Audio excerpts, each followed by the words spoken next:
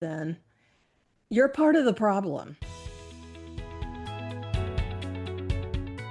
Hey everybody, welcome back. This is Diane Brandon Moody, and once again, I'm here with 50 something love about dating over 50. As I have said often, I didn't get married myself until I turned 58, and that was my first. And using a lot of what I learned myself, and I was the classic kind of client that I work with now.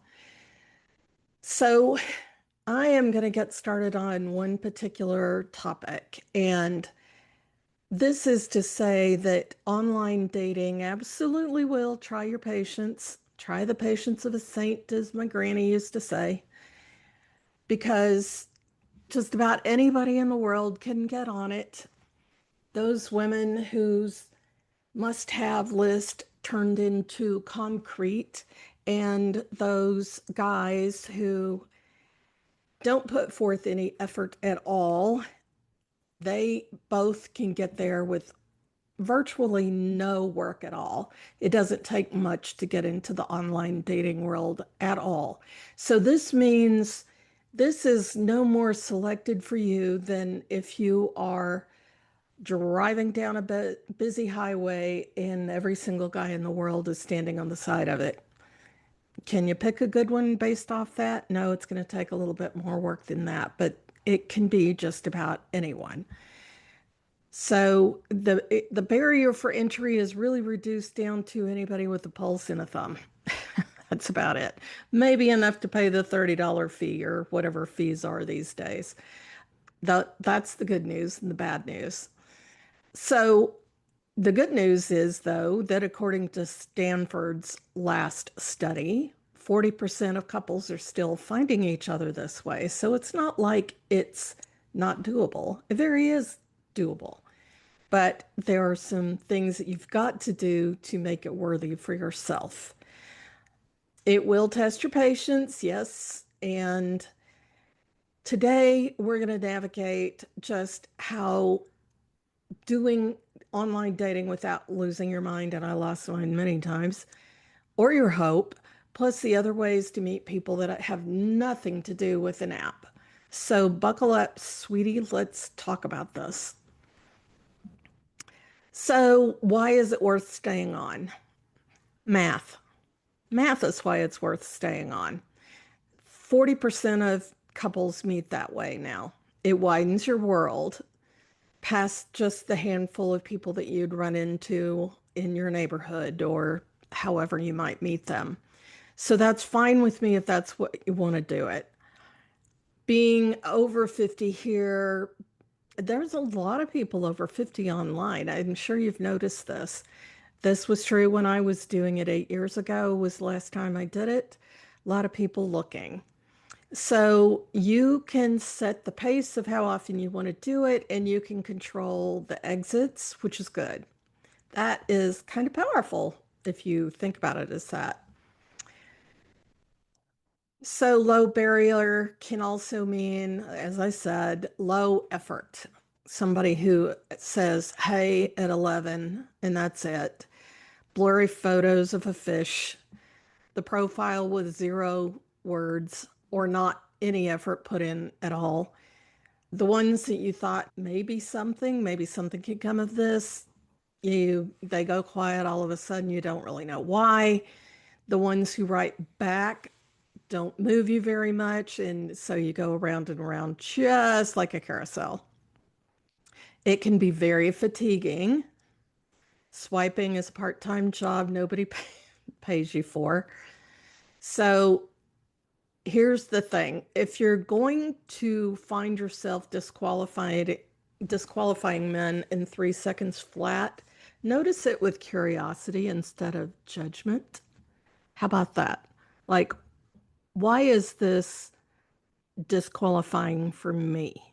There may be very good reasons. I'm not saying that there are not good reasons. There may be very good reasons why you're getting rid of this guy pretty early on. And that would be fine. But if you're doing it out of habit because he doesn't have your list of 110 things of what you want in a guy, yeah, let's slow that down and get a little more curious. because that is what will work for you long term. And if you are disqualifying that fast, what I want to say is that's a nervous system action. What you're doing is trying to protect yourself from further hurt, but you've convinced yourself that's not what you're doing at all. You've convinced yourself that you're merely protecting yourself, or the heart wants what the heart wants. Could be true. And then again, you just may be protecting yourself and doing nothing better than that. So, what I want you to do is just take a notice of that. So, I would say, and this is what I teach in Simply Irresistible, which is coming again in July. If you want more information about it, send me an email, info@dianebrandonmoody.com. Is really start with some deep breaths before you even look at your website. Take some good looks and see if anything in there really is something that you're not even the slightest bit curious about. You're not marrying this guy. It's too early to make that decision. What you can say is, hey, is it worth a cup of coffee or a cocktail after dinner? Is there something somewhere that he's worth talking to? So don't run it like a project. Don't run it like a job interview. Nobody's interested in that. But if you are paying attention to your body and how your body feels when you stumble on somebody who might, just might get past the first stage, then it's time to talk nervous system stuff. And like I said, that's a whole thing on Simply Irresistible. Like I said, this isn't a job interview, so please resist the urge to interview him. You don't want to be interviewed, but just have a little bit of fun, have a little curiosity. Don't be attached to the way the date turns out at the end of the evening. That is the fastest way you can screw up. And it's a way that I did it many times. I screwed up many times because I liked him so much. I was ready to make this into a relationship before I got very far, and it that is not good. All you want in one of these dates, a coffee, whether it's a coffee date, a cocktail date, a dinner date, a walk around the park, an ice cream date, whatever it is, all you want to know from this is, do you want a second date? That's all you need to ask. Do I want a second date? And if the answer is no, and you can qualify that by why no is true, then you should move on. If you just automatically say no, there may be something to look at there. Let's use your brain in this process. In the early stages, you might have a little spark. You may think he's cute. You may think he is able to carry on a conversation, all these things that you want in something. And you may think that's all cool that he can do this. But this is a time to just kind of silently sit back and use your brain at times. He's probably going to give you clues without your even asking, like what happened to the last relationship or the wife, or maybe he's still married and is trying to not tell you that, but somehow he slips up and he says that. So you kind of need to be a little bit of a detective in this. Just by being quiet and listening to what he says and evaluating it later when you get home, that is a good place to be on a first date. Not a lot more than that. Do you want a second date? That's really all you got to do. Another thing that you want is you want to be safe. Safety is not asking for a lot. It's asking for everything in at the same time.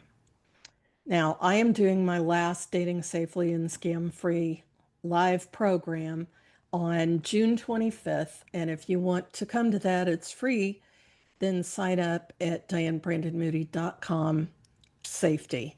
and we'll be on there. I don't think that every man out there is scary. I don't think that every man out there is out to get you. I don't think every man out there is Jack the Ripper. I don't. I think most of them are very good people. But if you want to learn how to avoid the not so good ones, I will be happy to discuss that live. I think that also, and I have said this many times, aside from online dating, get out in the world and have some fun. Don't just be cranking on your phone all day, all night, looking for the next possibility to be disappointed over. Go do something fun. You may never meet the guy you want to be with. You may just be having fun. And fun changes fundamentally how you handle this. When you're having a good time, you are a lot more attractive versus somebody who is so cranked up because they keep going on around and around on these online Ferris wheels. You can also tell your friends that you're looking. Maybe they are too. You can have a whole lot of fun on that. So I'm going to close early on this, but just a few more things to note here. You can do more than one thing at a time. You can be online and in person and talking to friends. You can do all of that at the same time, and it's okay. Make all of them fun. Make all of them something that you're going to do a little bit of. Do not make this your job. That's the fastest way to make yourself crazy. Treat your profile a little bit like a door that you're inviting someone through. Your photos have to be recent. They have to be accurate. If you are somebody saying, well, yeah, that was 6 years ago, but I looked really good then, you're part of the problem. If you're hiding the fact that you're 50 pounds higher than that photo, speaking as a plus size woman myself, I'm telling you, you are the problem. You have to be accurate for two reasons. Number one, it is not fair to lie to a guy and present yourself as something you're not. That isn't going to work. It's not. Secondly, you're missing out on the guy who maybe likes his women like you are, whatever that is, a little heavier or a little older or a little more wise or with gray hair or whatever it is that you're trying to hide from everybody else because you feel pretty bad about it. You're missing the guy who might like that. And there are guys out there who do like it. Do not lie in your profile. Do not lie in your photos. Make those accurate. If you still think that you have good reasons to keep those because, hey, I don't look any different than I did 20 years ago, you are so lying to yourself and you're doing it to protect yourself. But in the meantime, you're pissing off a lot of people and they're getting annoyed and they don't want to be around you and they chalk it up to another thing that is wrong with online dating and why women are all bad to date. Keep in mind, a guy isn't seeing all the guy photos. He's not seeing that guys also lie about their age or that they don't put much effort into anything and they don't read the profile. They're just reading the ones from women. And their most common complaint is that women use old photos and lie about their weight. Don't do this. If you feel like you are so awful to look at that you will not get a date at all, I don't believe this. However, if you feel this way, then don't date at all until you can feel a little better about yourself. Join Simply Irresistible and we'll take care of that problem for you. You need to be out doing stuff you love. You need to be hanging with people you love. Don't make the absence of romantic love be the project of your life. I've been around people like that. I know I was like that at one time. It's tedious. You are not the best you can be. And when that happens, ain't nobody introducing you to their recently single brother-in-law. Nobody's going to do that. So become the person you would like to be around. You can have a short list of non-negotiables. I know this happens among people. That's fine with me. But what you can't do is have a 50-mile long list of those non-negotiables because that's not a man, that's a Disney prince. And nobody is going to find that Disney prince. Low effort, that's just a free filter. A low effort person tells you, whether it's a man or a woman, a low effort tells you that is not your person. So, however you meet him, whether it's online or in line at the grocery store, none of it matters if your body just slams the door shut. If you suddenly get so afraid, if you get so afraid of meeting anybody because you read about an article where that happened once, then you need to do two things. You need to get some clear information on how to be safe for yourself, and you need to deal with your nervous system because that's more of a nervous system issue than it is reality. So I've said it before, but the last Dating Safely and Scam Free guide is going to be June 25th. It's a Thursday night, and I'll go through all of this with you on how to be safe. Simply Irresistible starts July 14th. And if you are curious about that, book a love audit, dianebrandonmoody.com/love audit, and we will talk about it.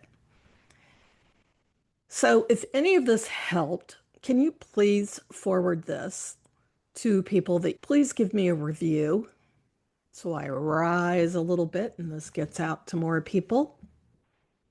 And in the meantime, if you have an issue with online dating you don't know how to solve, send me an email, info@dianebrandonmoody.com. So that's all of what I have to say for this week. I look forward to seeing and hearing from you soon. I hope you're having a wonderful summer, and let's get with it. I hope you find the love that you want and deserve.